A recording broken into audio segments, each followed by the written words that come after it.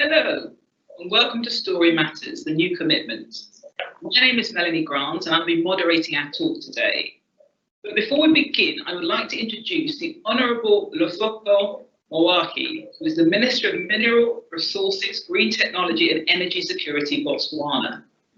Mr. Moagi is an experienced and highly skilled leader focusing on developing innovative solutions for professional challenges, optimizing production, and maximizing resources in various organizations, including metals and diamond mines, construction and engineering firms. He has held high-level positions in various mining companies.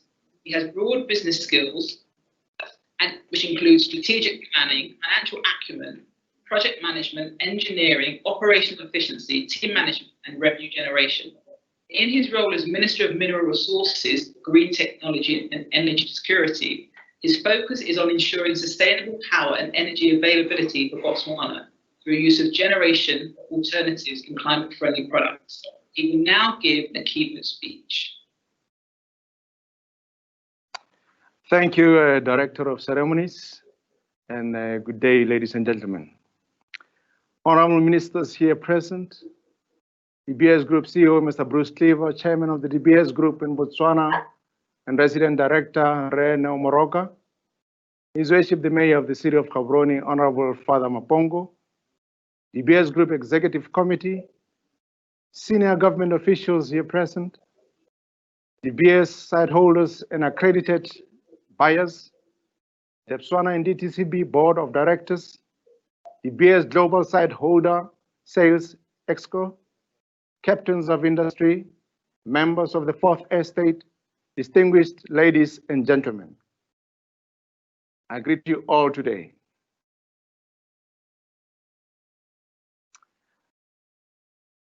This is a significant week to Botswana as we see various activations undertaken under the virtual Diamond Impact Week. The COVID-19 pandemic has not discouraged us to take a moment and have a global but intimate conversation on our diamonds with our partners and stakeholders. This is no doubt demonstration of the critical role of diamonds in our economies as a region and beyond. The Diamond Impact Week has been growing over the years and has become an important event in the world as it brings together the government, leaders from diamond producing countries, global industry players, heads of diamond associations, site holders, and the local business community. It is wonderful to be able to connect virtually with all of you and to have this opportunity to make new connections with those I have not met in person. I thank you all for joining us today and warmly all friends of Botswana connecting with us from all corners of the world. Diamonds are all about creating long-lasting connections, whether with a loved one or global communities. The beautiful connections made between person and person, the pleasant moments in time that we create from day to day are best celebrated with diamonds. And so we have always believed that such moments are an intricate part of Botswana's diamond story. In this sense and many others, the 2020 Virtual Diamond Impact Week is of great significance to us. Since the start of the week with the launch of the DBS Group Building Forever strategy, a sustainability strategy reaffirming the company's roadmap for the communities in which it operates, to the official opening of the DIY 2020 by His Excellency the President of the Republic, Dr. Masisi, to the leadership conversation with DBS Group CEO, Bruce Cleaver, and indeed to the W Summit, official opening by the First Lady, Jane Masisi. We've heard of the incredible role diamonds have played in shaping the Botswana that we know today, developing her people and in inspiring their dreams and helping in their achievement. As we ponder our diamond journey this week, I wish us to ponder upon another important aspect of the diamond journey, the value of provenance and ethical diamond mining. As we've always believed, we must ensure that the diamonds we mine are recovered safely and ethically, and ensure that this standard and ideal is maintained throughout the diamond value chain, from mine to finger. I reaffirm to the world today that Botswana diamonds have always been and will forever be recovered in the most safe, ethical, and sustainable manner. I am pleased that this webinar will further demonstrate the value of provenance in this industry and give real-life testimonies of how this topic is so crucial now more than ever. Our panelists, dubbed 1010 designers, together with the permanent secretary in my ministry, the Ministry of Mineral Resources, Green Technology and Energy Security, Mmetla Masire, will unfold the significance of the responsibly sourced diamonds and share with us a taste of the real is rare anecdote, the beauty of connecting natural beauty with energetic modern designs. The 1010 project speaks to the heart of what diamonds from Botswana represent. Uniquely beautiful, rare, responsibly sourced, and with a commitment that every carat mined has contributed positively to the lives of Botswana. Distinguished ladies and gentlemen, Botswana is a remarkable country with an equally remarkable history. Small, land-linked, and just over half a century old. Yet I would argue that no country on the face of the earth has played as central a role in the most sublime and meaningful moments in the lives of millions of people around the world as Botswana has. Our diamonds have punctuated the greatest love stories told and put an ensign on the crowns and royals and other dignitaries. Millions of people around the world carry a piece of Botswana with them every day, around their neck, wrists, ears, and on their finger. They hold the brilliance that is Botswana closer than anything else they own, and they pass it on to their children, and through them to generations they will never meet this side of eternity. This gesture of love and trust that our diamonds will transition through generations of change encapsulates the significance of the journey of how a diamond is mined and brought to the consumer. DBS diamonds in particular demonstrate this story more significantly, given the history of the company in Botswana. This story matters.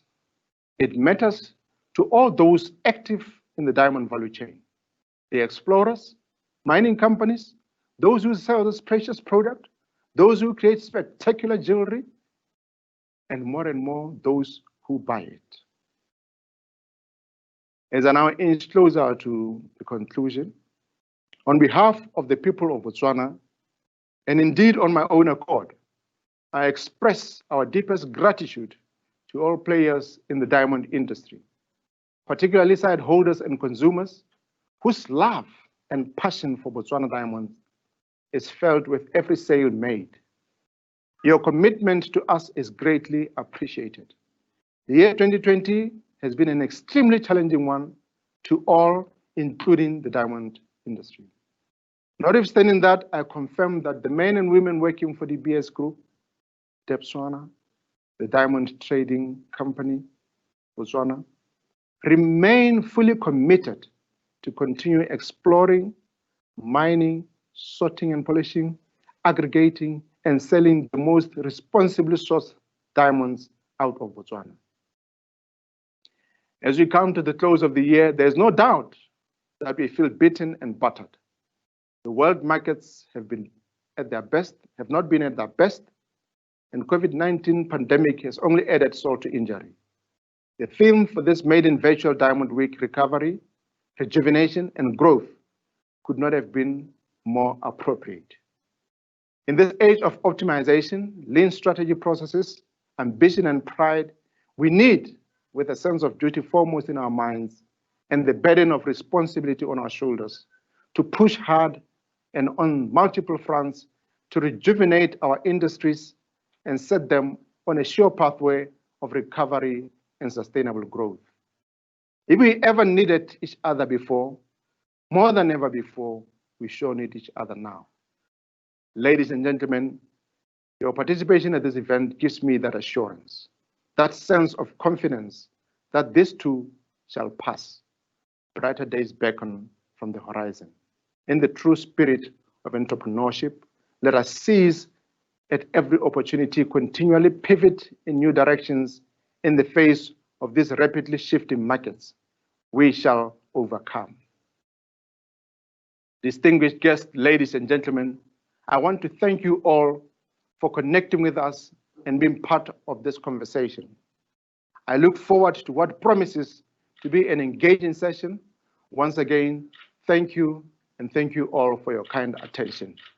Pula.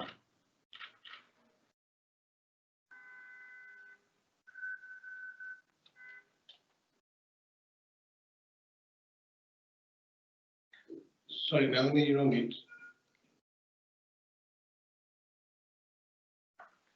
Thank you, Minister, and welcome to our talk, Story Matters, the New Commitment, where I will be discussing the social, cultural, economic and artistic meaning of the engagement ring with 8 independent designers from around the world. In this new project, the designers have been tasked with reimagining the very concept of commitment in physical form with a new collection of engagement rings in a project called 1010. And in this next hour, we will talk about the challenges of such a momentous task. But before we get to that point, I'm going to ask one question of the Permanent Secretary at the Ministry of Mineral Resources and Green Technology, Mmetla Masire. Mr. Masire, Botswana has a unique and fascinating story to tell in terms of its diamond legacy, as we've heard. How have diamonds helped Botswana to diversify its economy, and what plans do you have for the future?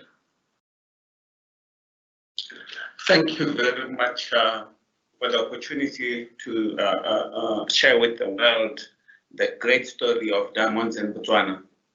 Botswana has produced over 700 million carats of diamonds since we started our operations in 1971. And we have seen this country produce some of the most beautiful and large diamonds that are seen around the world. And to that has resulted in the benefit to more than 2 million people who live in this country. They're the direct beneficiary of what happens from the diamonds. If I may quote my former president, who said, "For our people, every diamond purchases represents food on the table, brings improves living conditions, better healthcare, safer drinking water, more roads to connect remote communities, and much more." End of quote. This is indeed true. I'm very proud that I'm a product of these diamonds myself, having been. The alternative could be I might be a head boy heading cattle had it not been for this precious stone called diamonds.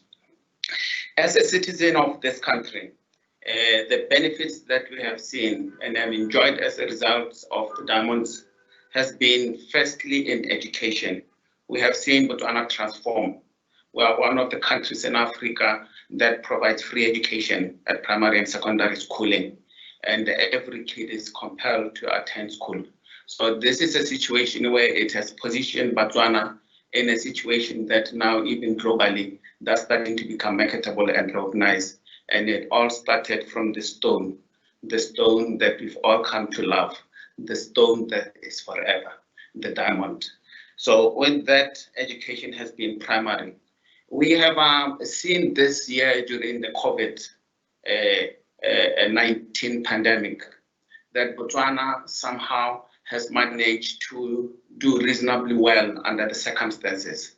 And that's partly because the diamonds have provided healthcare service that are up there and provide the best quality in terms of medication. We have trained enough of our citizens such that they are able to handle the situation during this period. This is again coming from the same story and the same stone that we've come to love. You talk about conservation. We have got the largest herd of elephants in the world. How do we manage to do this? Why do we take care of our conservation? The money to support this all comes from the diamonds. Without the diamonds, And without this precious stone, we would not have been able to afford, we would not have been known to be a country that has got a very high standard of conservation. And that is all because of the story of the diamonds. Now, when you look at where Botswana has come from, we were one of the poorest countries when we took independence. We were at last as no hopers, and everybody wrote us off. We were very fortunate because a miracle was about to happen. The miracle was when we found diamonds. We saw Botswana trajectory move leaps and bounds to a point that in the early 70s, Botswana had one of the highest growth in the Southern Hemisphere. And that was because the country was excelling and moving very quickly to become what we are now, a higher middle income country. This is all because of one thing. Well, obviously that one thing alone needed to have good people to manage it and take care of it. And we have been very fortunate that with good leadership, combined with the stone, we have been able to do wonders in our country. And I'm not ashamed to stand in front of you and say that Botswana under any measure has really progressed because of the diamond story. I also want to highlight that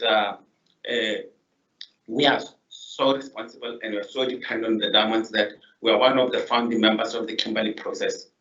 We felt that was important, that we must prove to the world that diamonds that they get from Botswana and many other producer countries are safe diamonds. So right now we're the vice president of the Kimberley process and will then be taking over as president after the current president relinquishes the seats. This is another demonstration that we are putting up ourselves at front as people who are guiding and assisting and driving the Kimberley process and ensuring that all the diamonds that we get from here that are traceable. We can be assured that any diamonds that is associated with this country and our partner is clean diamonds and conflict-free diamonds. The importance of provenance, as the minister has highlighted, is really important to us, and its importance can be highlighted in terms of the how, the what, and the whom.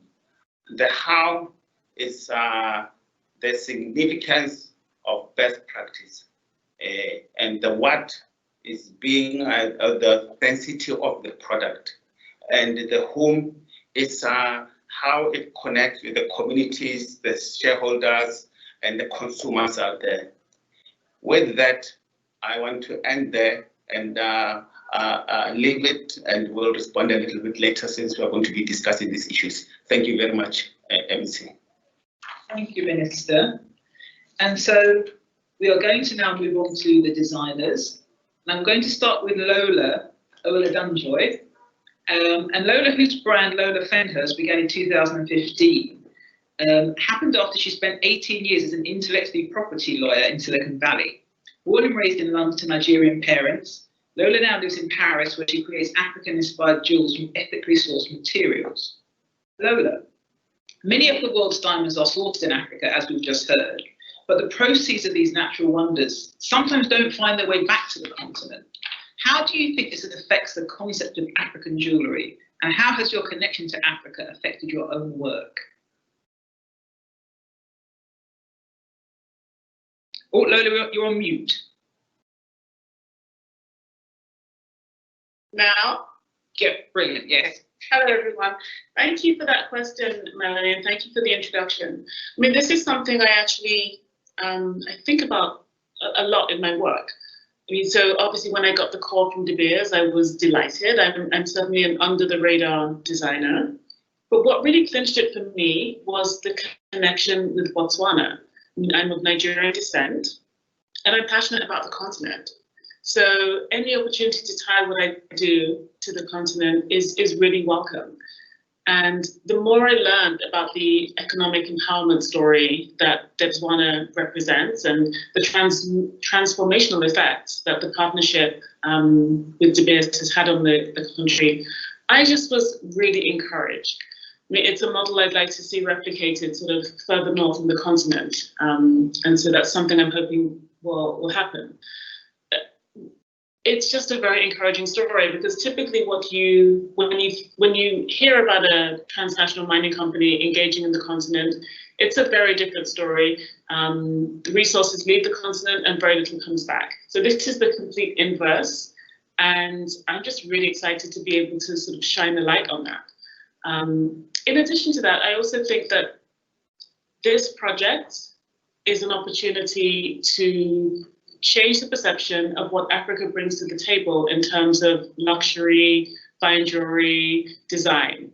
I think that given the provenance of the majority of the world's diamond supply, that's in Southern Africa, it's really important that African designers, designers of African descent, are included in these types of projects, so that their voices are heard and their imprint and their design aesthetic is brought to the table. So I'm really encouraged at the opportunity to sort of shine a light on Africa's abundant resources, both natural resources and human capital. So that's why I'm here, and I'm hoping that that when the product is rolled out in January, we'll get a chance to see all of that and to really shine a light on what Africa has to offer.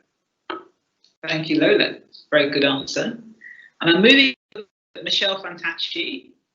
Michelle studied interior design as well as metalsmithing and ancient jewellery making techniques in Florence, Italy, before returning to her home in New York and launching her first collection in 2007. She employs geometric lines and uses rare diamond cuts in her stylized design. Michelle, the connection between the client and the diamond is often hard to quantify, but as jewellery lovers ourselves, we know it when we see it. Engagement rings tend to have a centre stone that anchors the design. What does that centre stone mean to you in terms of preciousness and commitment? Oh, Michelle, you're going to have to put yourself off mute as well. Great. Can you hear me? Yes. Hi, Melanie. Thanks. Hi. So what I was starting to say is a lot of my bridal has a center stone. When I say bridal, I mean commitment ring. I'm not an advocate for or against the institution of marriage. It's a ring is more romantic than a marriage license anyway. In my work, the design usually comes from playing with the geometry of different shapes. And I tend to work with fancy shapes, trapezoids and trillions, pentagons, crest shapes, emerald cuts, in addition to rounds, the more traditional. And ironically, using the designing for the round brilliant for the 1010 ring, what involved a bit of geometry. So I ended up incorporating that, even though the center stone is round. But regarding clientele, I'm designing for a client that's looking for something that speaks to them, that looks as if it were made for them. And that could be geometric or round. The common element is the center stone. And I think that having a center stone implies a symbolism, or one diamond, one relationship. And one is a symbol of unity and beginning. So a center stone represents a committed relationship perfectly. Thank you. That's wonderful. Thank you, Michelle. And I'm going to move on to Wing from Wake. And Wing. Wing redesigns heirloom jewellery and creates modern silhouettes using consciously sourced materials from her base in New York. She began as a sculptor and has used her fine art background to develop her own wearable art since 2012. Wing, mining and the implication of sustainable jewellery is currently a big topic in the industry. How have these areas affected your design and practice? Thanks for that question, Melanie.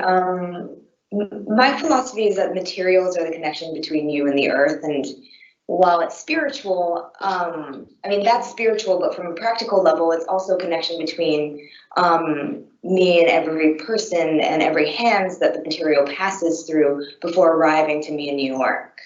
So, I mean, knowing who our mining communities are and how I can design my jewelry to support that growth at the source of our jewelry starts with the transparent supply chain. I've been really passionate about that as I've grown my business over the past 5 years. When I first started as a younger designer in 2013, I think this is a really relatable place for people coming into the industry as designers. I really didn't know where my materials came from or how they came to me. And I had a lot of guilt about that. And so as I started to do the research and learn that, you know, there are about 140 million people dependent on the mining industry and that responsible mining models do exist, I've pivoted my design strategy and my business model to be focused and to seek out those sourcing channels so that we can enjoy the poetry of connection between our materials and this entire community that is connected through the supply chain and where they came from. So WIC has really become a brand about making connection through materials, and that really rings true to me with these diamonds from Botswana and what they represent as well. So it's an honor to be part of this project. Thank you, Wayne. And I'm going to move on to Pamela Love. Pamela began making jewellery at her home in Brooklyn, New York in 2008 and infuses her architectural shape with spirituality and mysticism. She moved from costume to fine in 2014. Pamela, so much of what makes jewellery special centres on emotion. Did you have any emotional moments while designing your ring for the project? And did they affect your design approach or aesthetic? Hi, you can hear me, right?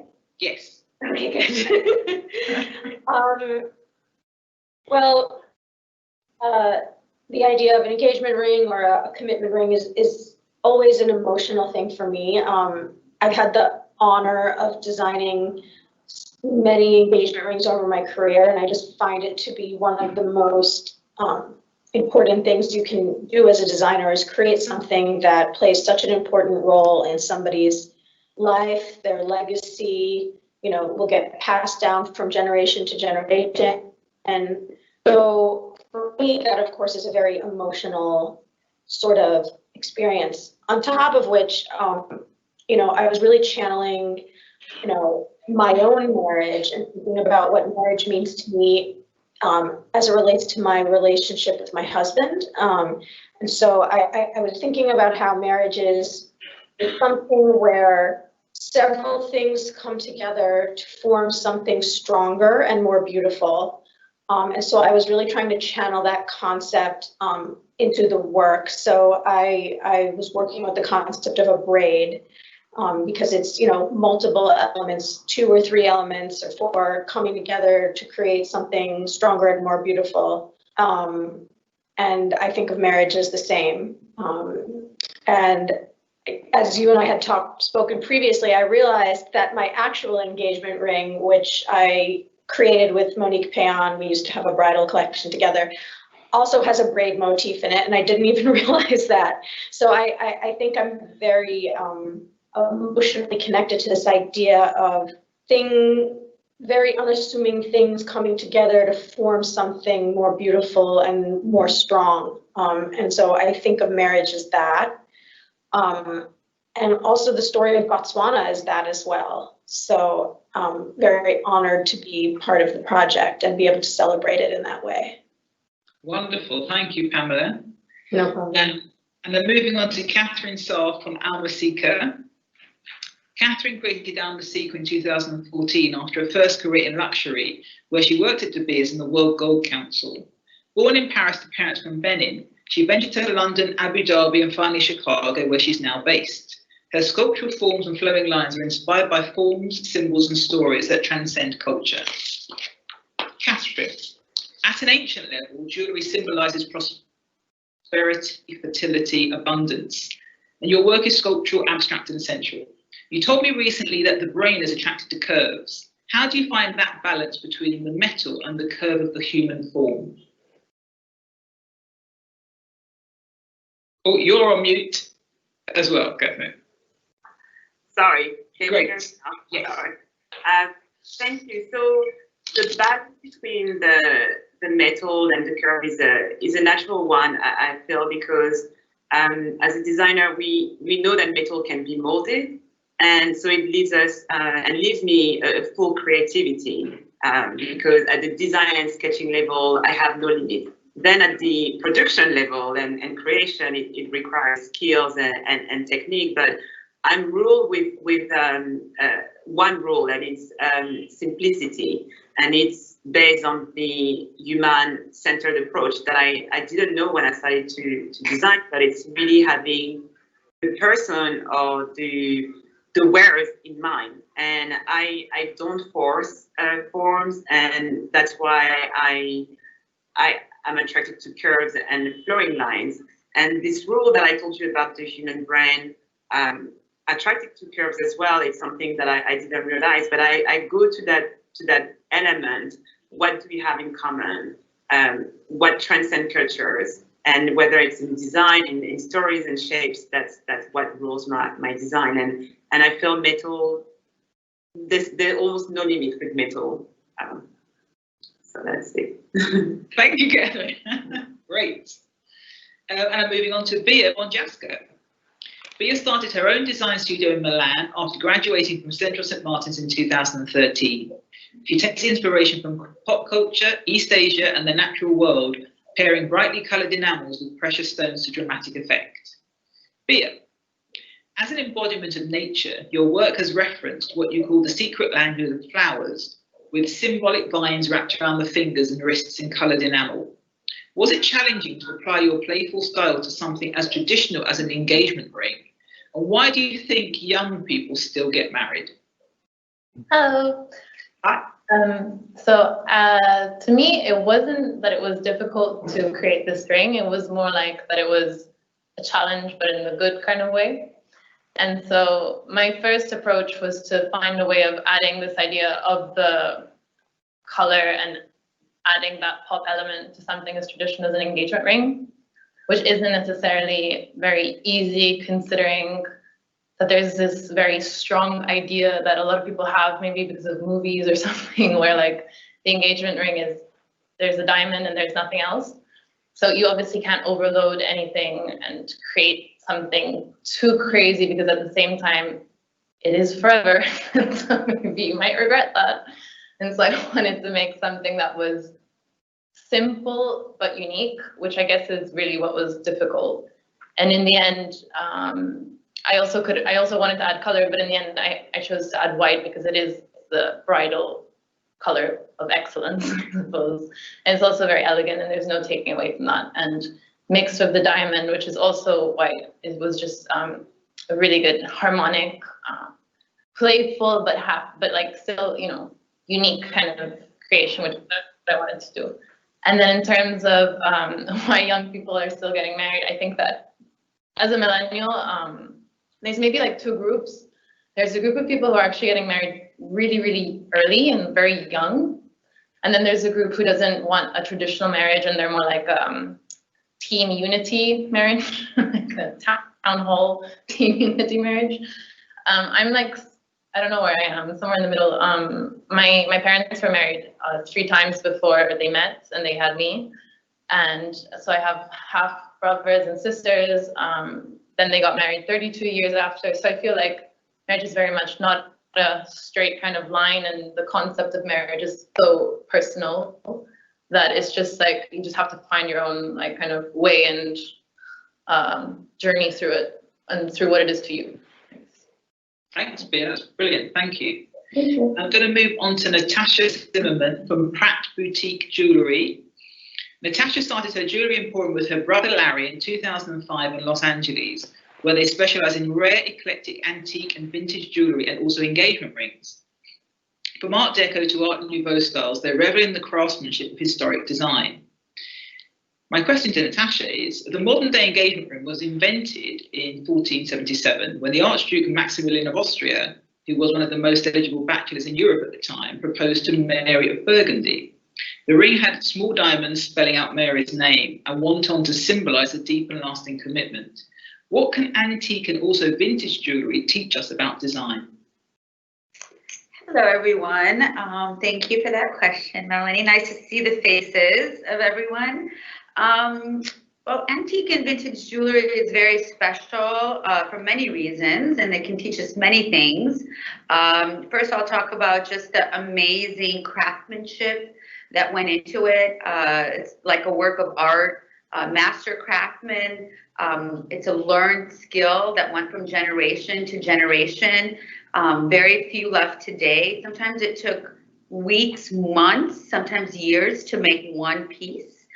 Everything was done by hand, so it took a lot of skill, time, love, effort, and you know, we learned that unparalleled craftsmanship goes all the way through today, and you know, the history behind it, the longevity, the skill, and it's amazing how still today those pieces are very relevant, and many people are drawn to that and try to reproduce those old pieces today. And so I think that we learn all these things, that antique jewelry is like a work of art, basically. You're looking at art, and so it's a very special thing. Thank you, Natasha. And that takes us finally to Marla. Marla Aaron spent nearly 25 years working in publishing and advertising before she discovered her true calling as a jeweller, launching her own design house in 2013. A love of industrial design, especially bridges and locks, as well as jewellery in general, formed the basis of her work from her base in New York. Marla, your bejeweled locks and utilitarian transformative design is so not typical engagement material. How did you transform your own practice to create this ring, and what did you learn in the process? Melanie, thank you so much. Am I on mute, or can everyone hear me? No, we can hear you. Excellent. Thank you so much for the question. Thank you for including me. And I first want to say that this is the very first engagement ring that we've ever made as a company, which is very exciting and really special for us to be doing it with the intentional diamonds and mining philosophy of Botswana. So I feel very honored, and I wanted to say that up front. Secondly, and more importantly, our jewelry, which feels very industrial if you were to come across it, it's actually quite emotional. And people who buy our jewelry, men and women across a variety of places and ages, feel extremely emotional about our pieces. In fact, I actually often refer to it as emotional hardware. And what I tried to bring to this project was the idea that it's more than you can see. So couples who choose our engagement, the ring that I've designed, will see that it's the stone, and then there's the mechanism that allows for a secret message, which would be between the couple, which offers a level of intimacy that I think is very special and, you know, aligned with the commitment that will be made with this ring. Thank you. We'll see it. Can't wait to see it. And now we're going to put a few questions to the panel as a whole, and obviously ministers, feel free to jump in too. And so my first question to everyone is, jewellery has been described as a living tradition by the psychologist Esther Perel. What was the biggest hurdle in rethinking such a culturally significant symbol like the engagement ring? Who wants to jump in?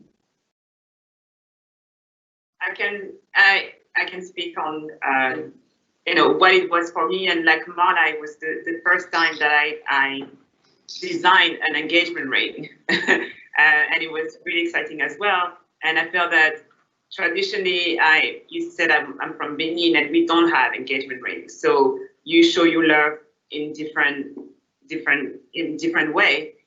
So in my mind, an engagement ring has to have a diamond, and all my design is around, all my philosophy is around the design and the form, and merging the two, having a design that could not live without a diamond, and the diamond that would only be embellished by the design was the challenge that I hope I overcome. But it was a very, very interesting and a different way of thinking, having the two merged together. So I was imagining a bride of someone showing her ring, and people being, the Y effect would be the diamond, but also the design. So merging the two was the challenge. Wonderful. Anyone else? Oh, go ahead, Marla. Oh, I was just going to say, for us, the other big, first for us as a company and for me was, I always think about the mechanism and the first, and the stone is always secondary, very much, Catherine, aligned with what you just said. And this was the very first time that I thought about the stone first, and that was exciting for us, and an opportunity, a learning to think in that way. Great. And I think, Michelle, you had a... During the development, the design, I was thinking of letting the ring be expressive, so that something a client would connect to as an expression of themselves. And the one round diamond is a strong traditional cue that it's easy to identify as an engagement ring, but the rest of the design, I think, speaks more to the relationship. Being in love can be so heady and personal and apart from tradition. Wonderful. Thank you. And I think Natasha also wanted to say something. Well, Natasha, you're on mute. Sorry about that. I wanted to say, since we do specialize in engagement rings and vintage engagement rings, antique engagement rings, mostly. Some of them are 100 years old.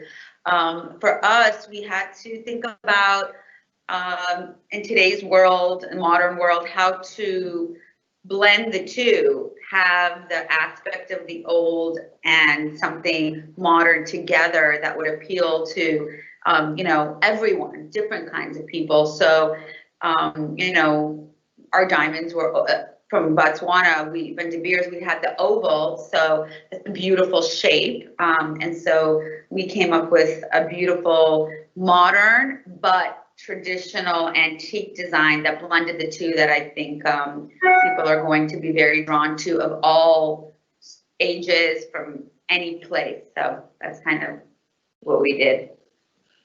Wonderful. And I think we have a minister who'd like to say something. Yes, I need to declare upfront that I know nothing about design, but having listened to you, I think it's very inspiring. I think what is very interesting is a diamond in itself has character. It talks to you. And sometimes you even worry that the design might hide that beauty. So I think the diamond, if you've got the right one, the one that really connects, it's very difficult for you to remove it from being the center of your design. Thank you. Thank you, Mr. Masire. So I'm going to move on to another question. So Black culture is currently having a moment in the world at large, but the challenges and experiences of Black people are very different in, say, America, Europe, and Africa. How do we recognize that difference in terms of design, and what hope should we have for the future? Lola. Am I audible? Yes. Yeah, right. Well, I mean, you've said it, and it's been an incredible time that we're all living in, and it's really unprecedented, and it's welcome, but very surprising to see And I think it really, you can't separate what's happened in the world in the last few months. You can't separate it from the virus, because the fact is everybody's been sort of arrested, everyone's been at home. And so things that normally we might you might miss certain things, or you might not have time to really think about them, but people had no choice but to think about certain things. So the Black Lives Matter movement, the effect that it had on people and the adoption and engagement has been incredible. And it's led to its unexpected knock-on effect of having people analyze from a much more of a macro level, well, why did these things happen? And is there a connection to exclusion that brings about this kind of, the things we were seeing? So for me, I think that it's a great moment. And in terms of, one thing I do notice though, because there's been a lot of talking and a lot of introspection, which is good, but one thing I think has become clear from all of that is that there is no one Black experience. It's not a homogenous experience. Even on the continent, I'm always telling people there are at least 4 Africas that I know of. Right? North Africa is really different from West Africa. Southern Africa is different still, and then so is East. And so that's, and you can continue to break it down from there. But in terms of the Black diaspora experience, it's very diverse. I think it's something that Chimamanda Adichie, she captured it really well when she said there is the danger of the single story. So it's not a single story. We're very diverse people, and I'm excited to see that in this project alone there are 2 or 3 women of African descent in one way or another. I think we're all going to express something differently, and we're all going to come up with really diverse interpretations of love, commitment, union. And I just think this is a good forum to really express that we don't have a single story. Thank you, Lola. Does anyone else want to? I will add maybe 3 points. And the first one is I will say, you said the Black culture is currently having a moment, but historically, and we've seen in music and in different areas, the Black culture has always been here and an inspiration. And you mentioned my background. I've been in so many workshops around the world and met many designers, whether it's Scandinavia, in Place Vendôme, and a lot have been inspired by Africa. You see some books on their shelves, and it's just that it historically was not acknowledged. So it was just, this is my inspiration, but I don't say where it comes from. So the culture has always been here. I think something that is different now is that you see Black designers showing their culture. So the face, the design might be similar, but the face representing is different. And talking about the different side of being Black, I think maybe one challenge is that allowing Black designers or African designers to, the same way you have other ethnicity being able to be representing of a certain universality. And as soon as you have a Black designer, it's not a Black design, or a bit like we had in fashion, it's not because you have a Black design that is urban. So I think that would be a challenge. And I think something that we've seen recently, and that is very positive, I think from everybody in the industry and in many industry, is the ownership. That is the next step conversation. Like in fashion, we had the model, and then we wonder, but who is the designer now? Who is the owner? And I think that links us to Botswana, because when we had our first call as designers, I was very pleasantly surprised as how the designer really wanted to know and go to the bottom. Who owns the diamond? Who does what? And they didn't want to be just a face. They were very interesting. And this is also, again, this is 2020. This is the conversation now going to be bigger than just faces, and it's very inclusive in terms of who asking questions and what they want to know. So it's very global, and this is really a change of our time that we've seen in the space of months. I don't know if you agree with me. Yeah, I think economic power is at the heart of what we're talking about here, and obviously the diamond has given Botswana. Oh, we have a permanent secretary, a huge ability to run its own future. So I think we're going to go back to Mr. Moagi. So forgive my pronunciation. And you're going to say something. Oh, thank you very much, Madam Moderator. I think my subtle comment really is, I think some of the exquisite and out of this world designs will actually come from our lived experiences, fused with diverse and different cultures that we actually transcend. I mean, we're talking about Europe, we're talking Africa, we're talking Asia. So a designer having experienced some of those cultures and experiences would actually come up with something very, very exquisite, very unique in terms of a particular design, which can then actually also transcend different cultures, because then various diverse groups will actually love a design that is not only eccentric to the place of abode, but it also transcends other cultures elsewhere. You'll find that in Africa, our young people would love a westernized way of culture or living. So something that is fused with a bit of Africanism and a bit of Westernism would actually appeal to a design like that for a young person in Africa. Thank you. Wonderful. So we're sort of talking about jewelry as a bridge between cultures, as we've said before. And so I have one more group question. When we talk about the beauty of diamonds, should price be a part of that conversation? Can we ever separate the stone from its intrinsic value, and do we want to?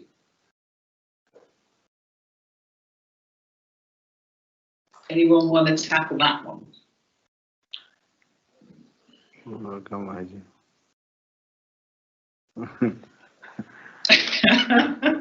back to the permanent secretary. I think we are.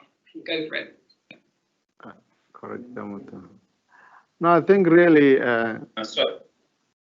Oh, is that your PS or the minister? Oh. No, go minister. You go first. That's fine. Thanks. Okay. No, I was saying, you know, things like diamonds, designs, jewelry. You really forget the price when you talk about those things. Yeah, it is a sentimental value kind of thing. First, you look at what you want to do to impress before you even put any value to what you want to do, and the way that it has been expressed to you, you are willing to pay any price. That is how I see it. You know, it's not a question of how much does it cost. It's a question of what does it exude for me, for the person that I want to reach out to. I think that's how I see it. Thank you. Very good answer. And does anyone else want to tackle that one? Oh yes, Mr. Masire. Thank you. I think I also want to say this is why when you look at the diamond, there is no one price. If you ask 2 valuers or you ask 10 valuers, you're going to have 10 answers. This is why it's sometimes not advisable to try and put a price to it. The price must come from within you. How do you value it? How does it communicate to you? And that's really what the price is, rather than a number that comes from somewhere we are not even sure how they arrived at that number. So that is how I would say, if you've really seen the real beautiful diamonds that are there, you don't even want to put a price to it, because the connection, you just see like it's valueless. The value is infinite. So how do you put a price to infinity? Thank you. Wonderful. And I think that's a good place to move on to the Q&A. The real value is the connection. I think we can all agree on that. Yeah. So we have a couple of questions from the audience. The first one is, and this is to everyone, you recently all worked on the 1010 project, which was announced yesterday. This meant that you did all your creative work during lockdown. Did this change your approach or process?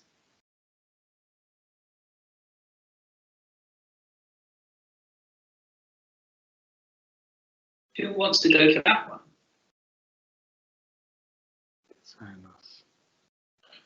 I can just say for myself that normally we were in lockdown when we started this project, and I usually, because there's a mechanism involved in our pieces, I usually get to make lots and lots of samples and reset, you know, play and make the mechanism. And I had to really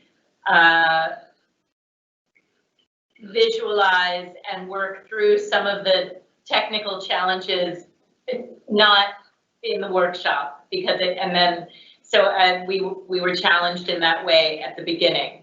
Luckily, then we opened up, but the initial work was not done in the standard way we do. It was done, you know, via Zoom from our homes. A lot of talking through the challenges. We did it. Well done. That makes something a bit more creative in a way, because you're kind of in isolation. Did anyone feel that they put more into it in a sense because there was nothing else, you know? Yes. Mm-hmm. I drew a lot more for one piece. I watched my time, and I drew for in different sittings 10 hours for the ring. And I think that's because the world was more still, and it was one thing that was standing out for me that I could concentrate on. Also, when it initially came, when I learned about it, the project in May, it was, I'm sure a lot of the other designers might feel the same. It was really inspiring because during lockdown, I, for one, didn't really feel like designing, and it was a ray of light. Yes, that's lovely. Lola, I think you're saying something as well. I'm just. Can you hear me? Yes. I'm just agreeing, absolutely.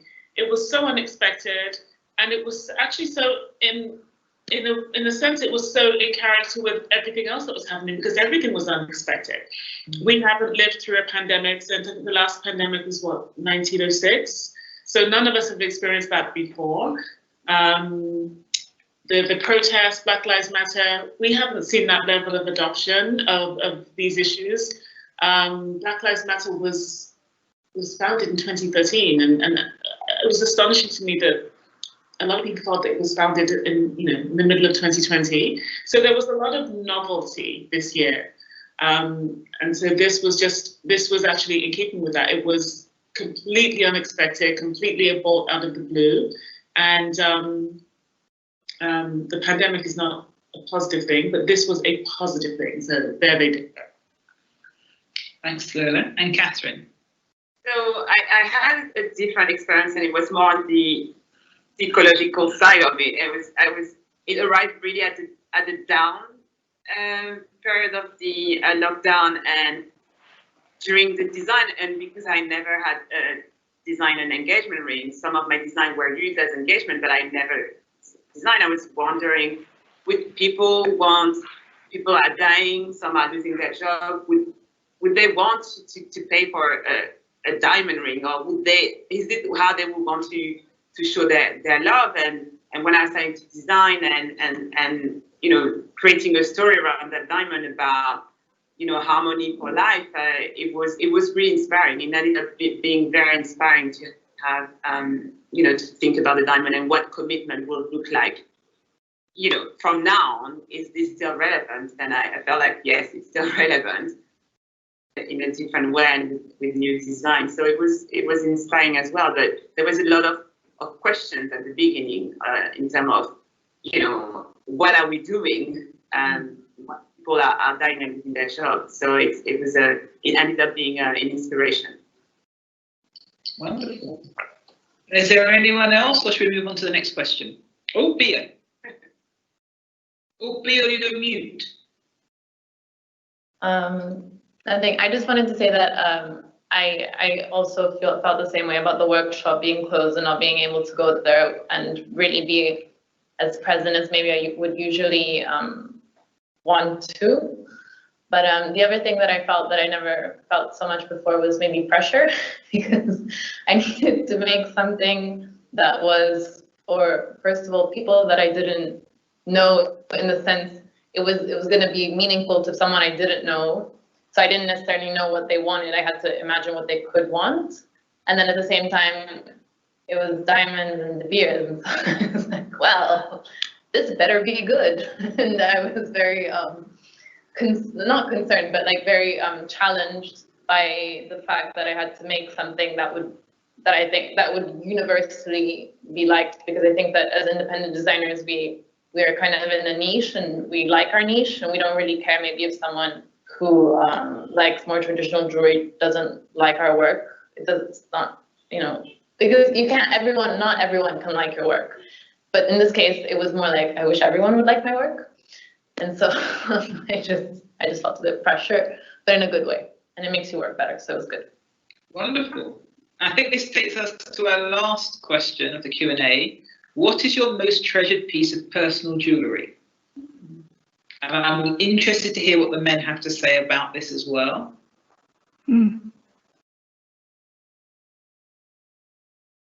Any takers? Good, no jewelry. No jewelry. I can say something. Okay. Lola. It's kind of, to be really honest with you, so I'm really happy that I make a lot of pieces for myself. And that was, that's sort of where my line came from. It was me making pieces that I wanted for myself. So I have a lot more jewelry than I ever imagined I would, because I'm not buying it retail. But to be really honest with you, my favorite piece of jewelry is my Cartier watch. Oh, that's very controversial on this kind of talk, Lola. But it's so funny that the watch itself gives me, I feel like, I don't know why, because it's only something I've had in the past couple of years, but it gives me a sense of power. I love looking down. I love not relying on my phone for the time. Yeah. And I love how traditional it is. So that's what I think of as my most interesting, it's not my most treasured, but it's my most interesting piece of jewelry. And of course, the watch for a lot of men is a kind of a type of jewel. A lot of men don't wear jewelry as we would wear it. Anyone else have a favourite piece to discuss? Oh, Natasha. Sure. So, I mean, obviously with an antique jewelry store, there's many precious pieces, but for me, my most prized possession is something that my parents gave me when I was 18, a pair of earrings from the late 1800s, Victorian Russian backs or Russian gold. And I worn them for everything, for both of my sons' births, wear them I wear them almost every day, sleep in them, shower in them. And most of my jewelry has sentimental value, even though I can wear anything I want or have anything from my cases. I always get something for special occasions, and I think that's what jewelry really means. Have that connection to something special, a special day, whether your engagement ring, a birth of a child, a commemorative birthday, something, an heirloom that you get from your family and reinvent in some other way. So to me, I'm very emotional, and it has to be a special occasion for me to keep something. So just throwing it out there. Lovely, thank you.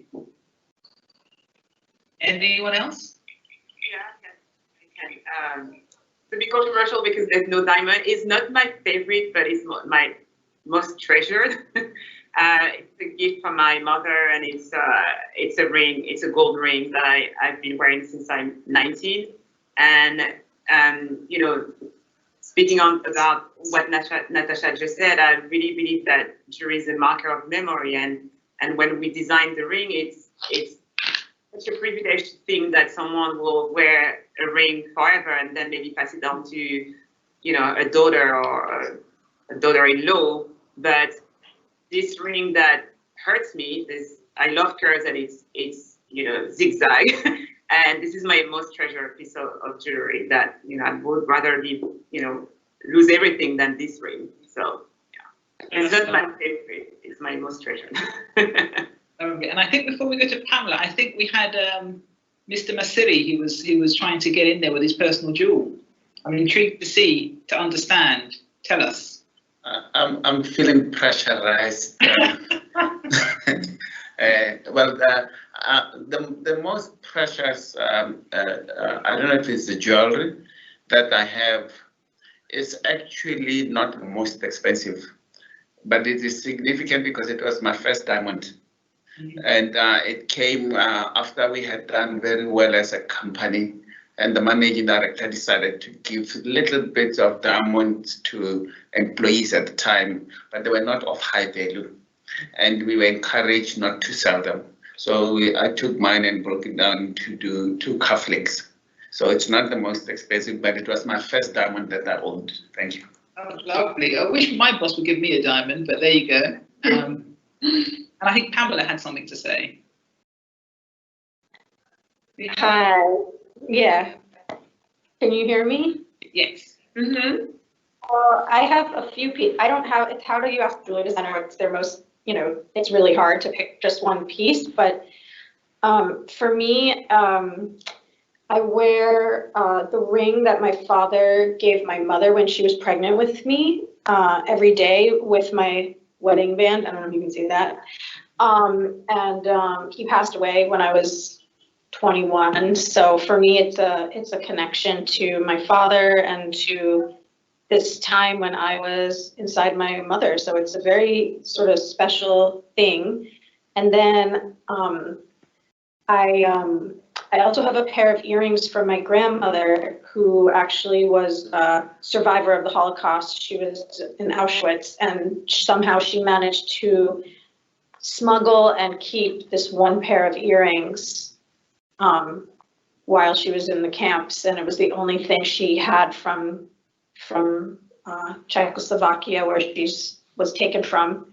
So, and these earrings made it from there to me, which is just an incredible story. And it also just shows how important jewelry is to people, that she would risk everything to have this pair of earrings.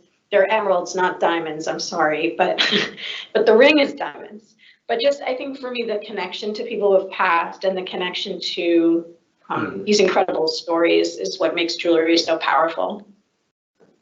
Thank you, Pamela. That was great for you to share, because I think jewelry is just this vessel of meaning that we all kind of, you know, we need in our lives.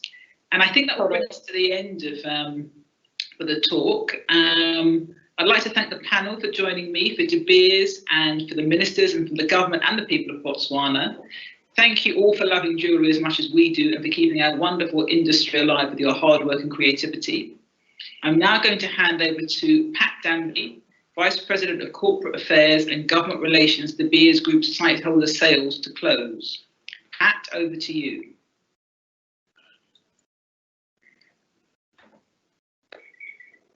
Thanks, Melanie.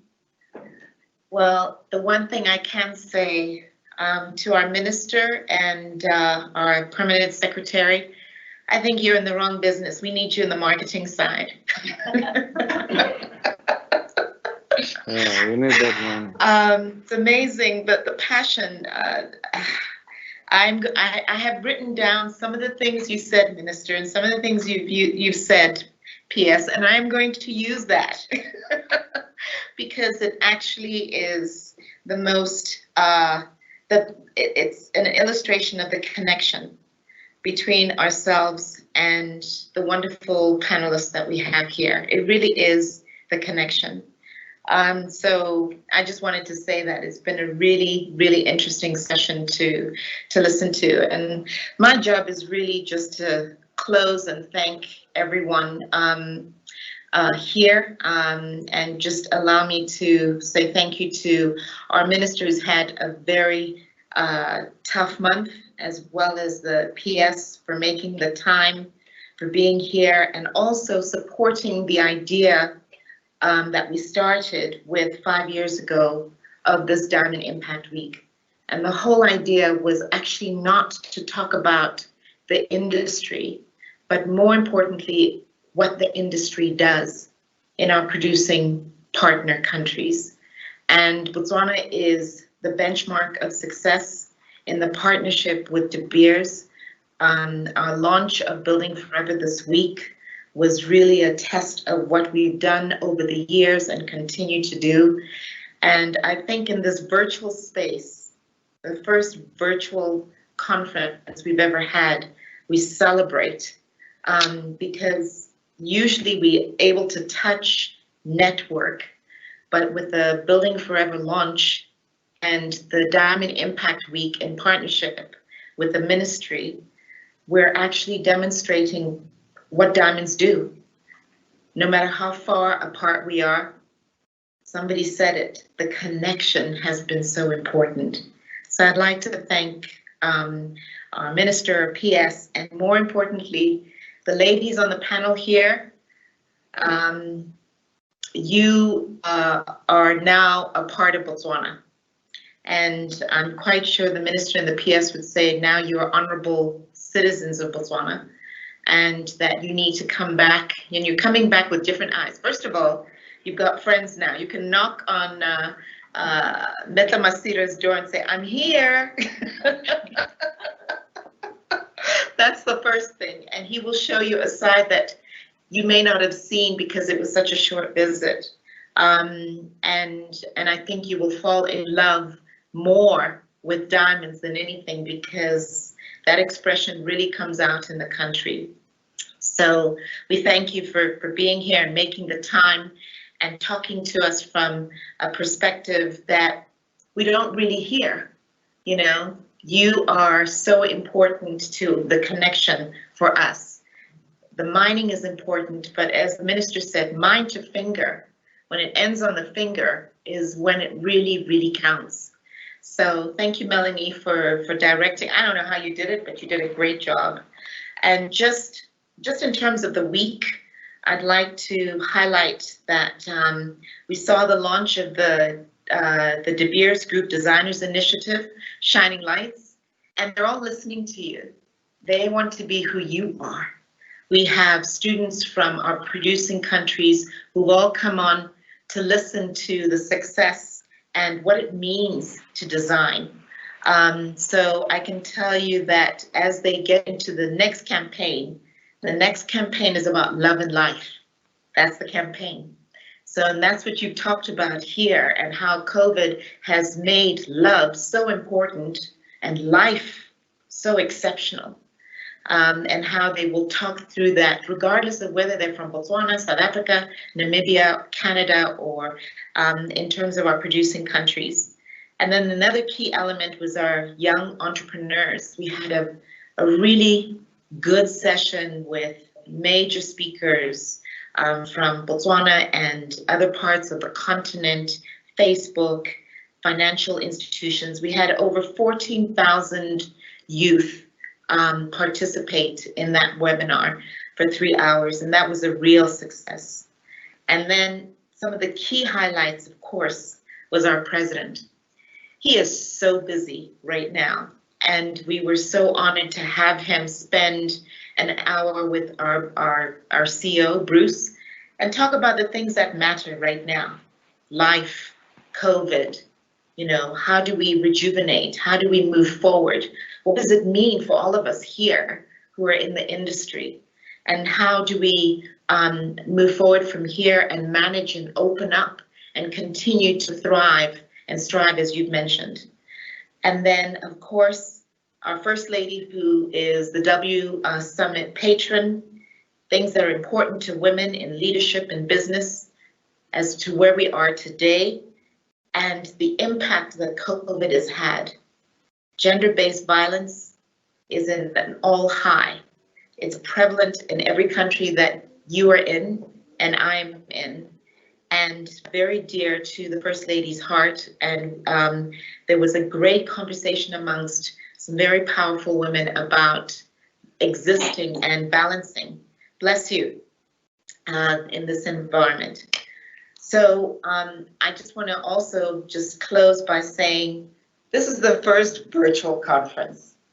You know, we may not be dealing with logistics the way we usually do, but behind the scenes has been an incredible team from the teams in Botswana, at Group, South Africa, Namibia, Canada, who all come together to make this happen. It's been an incredible experience of connection, again, virtually. And I'd like to thank everybody. And the ministry has been so supportive. This hasn't been easy. Yeah, P.S. you haven't slept much this week, huh?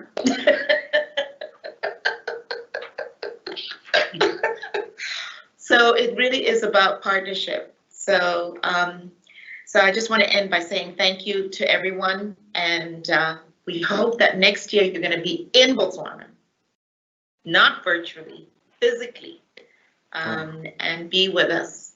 So thank you and be safe. Hallelujah. Thank you.